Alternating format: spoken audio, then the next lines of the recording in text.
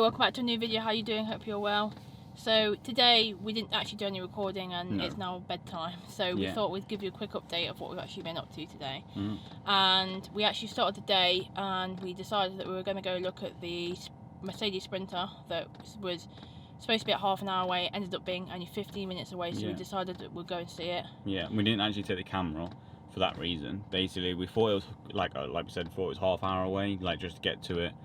So we would have set the camera to see it, but when he messaged and gave us the address, it was only like 15 minutes away, and we weren't sure if we was going to like it or not, and we was going with like someone else to go and view it, so we just thought we'll leave the camera here and go and look at it, and then we'll come back, because we had other things planned for the day.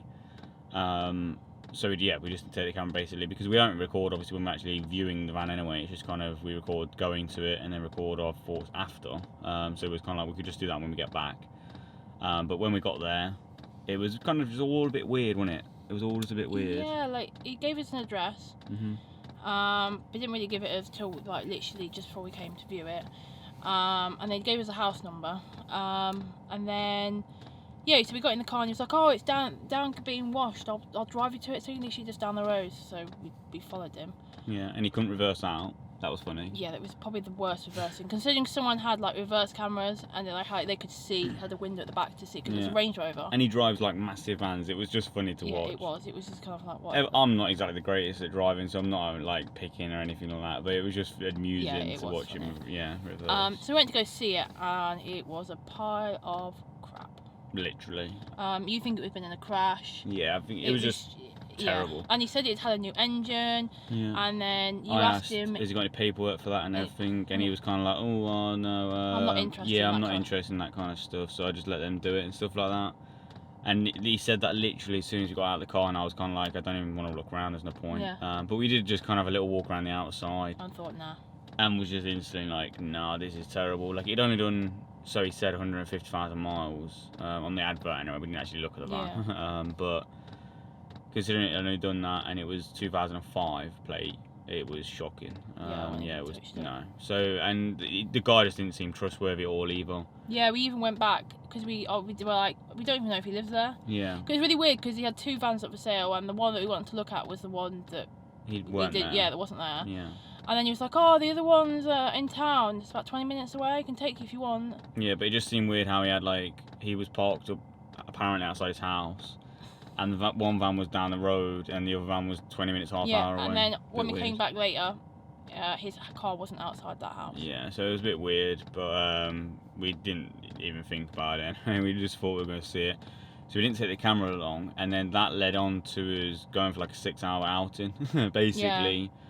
We was with Graham, who lives in the bungalow on the farm here, and so he took us to see this van, the first van, the Sprinter, and then we was like, oh, we're going to shoot over, like come back to the farm and shoot over to Colic, the other side of Nottingham, this side of Nottingham, and look at the dealership we went to look at the other day, because on their website they had like a couple of transits come on that looked interesting. They didn't have pictures, so we didn't actually know, so that's why we was decided we'll drive there and have a look. And he was like, oh, I'll take you and we'll go together and have a look. So he was like, yeah, great, but obviously we didn't have the camera. I didn't even have a bag or anything. I just had my phone and wallet, that's all I had. So we couldn't take the camera with us, and then we ended up just being in the car driving around with him for about 6 hours. Yeah. Doing other bits and bobs as well, not just looking for vans, but we haven't found anything. Like I've said, the Sprinter was terrible, and the place we actually went to, the dealership, how they do it is they put the van online, but if it hasn't got pictures yet, it means it's not actually in their yard. But when I rang them up, they said if it's online, it's in their yard. So it's kind of a bit of a mix of information there. So when we went, they didn't even have the vans anyway, they're just kind of on the way to them. So what we're going to do is just keep an eye on the website, and as soon as they upload photos, we can kind of get an idea for it. We'll get a registration then, so we can check the MOT history and stuff as well, which is good. And then if we like it, we'll obviously go and actually see it in person. But we've been speaking, and you kind of feel like we might just stick with this van for a little bit longer. Yeah. As we feel like our price or our budget's quite low, so you're kind of picking out of shit vans. Yeah. And there's a lot of shit on the market, and from what I hear and what I understand is van prices are quite high at the minute, and a lot of dealers that we've actually spoke to said that good vans are hard to come by at the minute. So we're not obviously we change our mind all the time, but I think what the plan is now is to kind of do a bit more travelling. Maybe in a couple of days after we've gone and helped Rob fit some electrics in his van.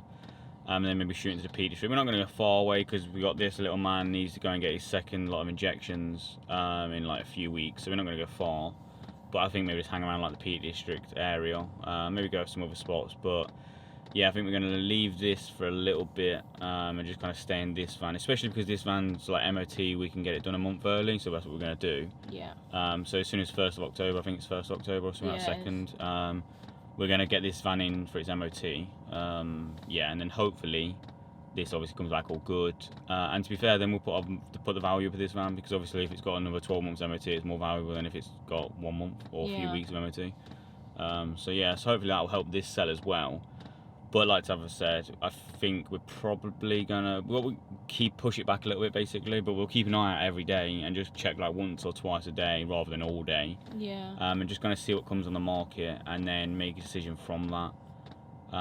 Yeah, because like it's just not seems to be worth it at the minute. Like there seems to be the prices are high, and because the prices are high and the demand's high, it means like there's a lot of shit vans, like real poor vans getting put at like a high price. Yeah.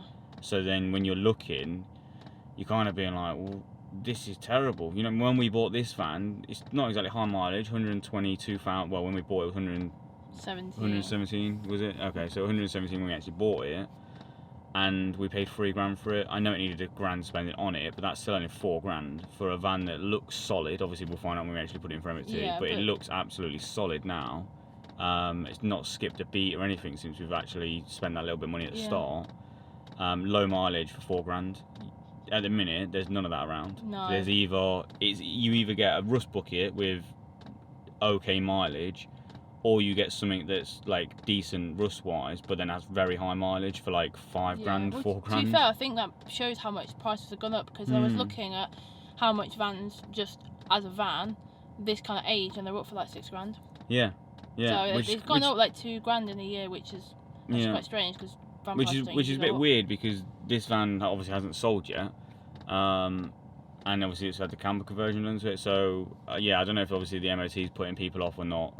So that's another reason why we're kind of thinking let's just take a little break from trying to sell it and stuff.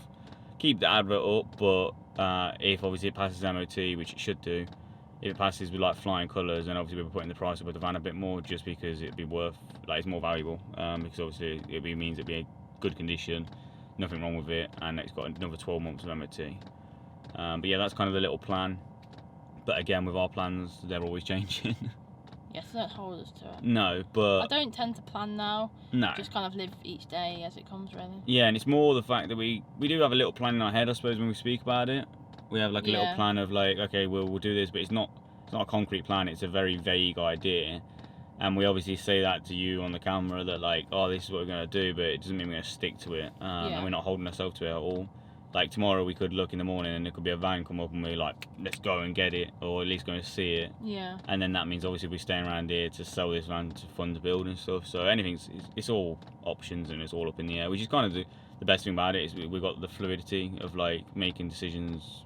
You know what I mean? Which is beautiful. So it's so freeing. Yeah. But yeah, I think maybe Wednesday, Thursday, you might see us in the Peak District and back on the road, which is also a good thing, because then we can actually see what this little monster's like on the road, especially in this size van. Because at the minute on here, like on the farm and that lot, he's perfectly fine, because obviously he can sit outside all day. He can come in and go when he wants, when the door's open. He either sleeps in with us, or he can actually climb through to the front as well, which is pretty good. But obviously when you're on the road, you can't always let them outside. Yeah, especially if you're in a car park or something like that. Yeah, so it'll be very interesting, yeah, because in the winter, if we do stay in this van in the winter because there's just no vans about, or this hasn't sold, then obviously he'll still have to be in here. So yeah, it'll be pretty interesting to see how that actually plays out and stuff. But it's already been, what, 9 minutes, nearly 10 minutes, and as you can see, we're chilling, but we're waffling on now. So I think we're going to end the video here. Yes, so thanks for watching. Don't forget to like and subscribe, and we'll see you tomorrow.